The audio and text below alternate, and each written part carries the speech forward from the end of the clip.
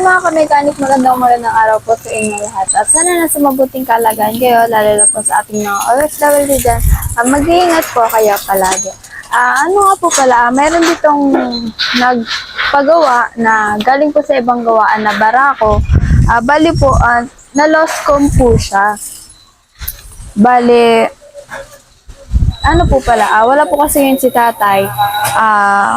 Sinundo niya po kasi yung ate ko ngayon. Bali po, eto po, nagsabi na rin po kay tatay na bubuksan ko na rin po. Nagtanong din po kay tatay kasi kung ano po yan sila.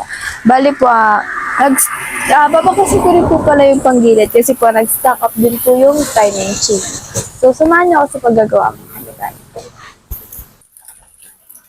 So mga kamekanika, babakasin ko naman na muna po itong side cover.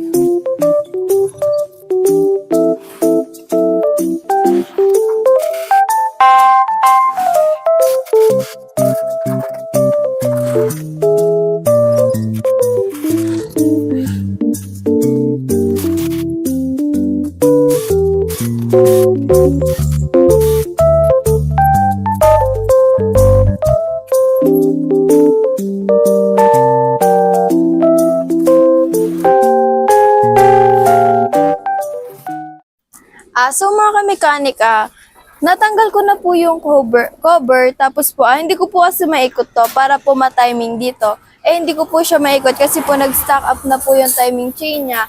Bali po tumawag ako kay tatay, sinabi ko po na ganun nga po. Tapos sabi po ni tatay na baklasin na daw po yung cylinder head niya. So, babakasin naman na po natin. Ang una po natin babakasin dito ay yung upuan tsaka tangke.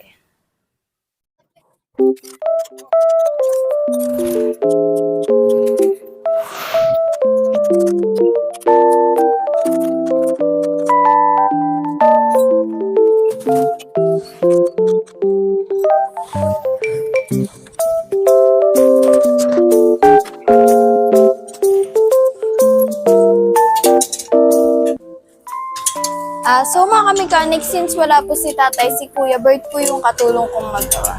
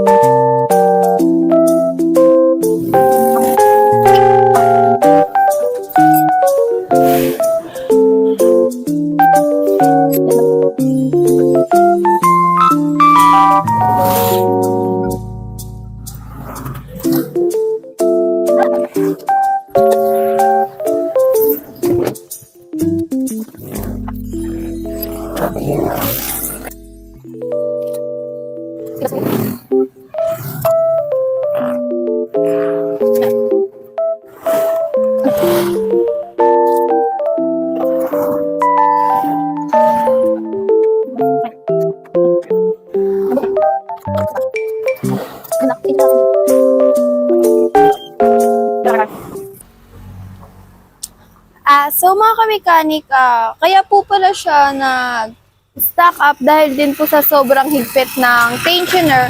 At tapos po, mali rin po yung pagkabit sa may pin ng rocker arm po. Ito po.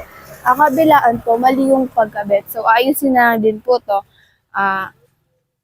Ayun lang po mga kamekanika. Samahan niyo po ako sa next vlog ko sa pagbuo naman po nito. So, bye-bye po!